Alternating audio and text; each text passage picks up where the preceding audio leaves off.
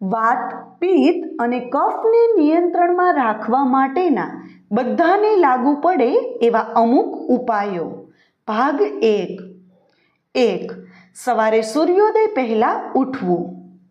2. નરણા કોઠે 2 થી 3 ગ્લાસ પાણી પીવું જોઈએ અને જો પાણી સહેજ હુંફાળું પીવામાં આવે તો સૌથી શ્રેષ્ઠ છે. 3.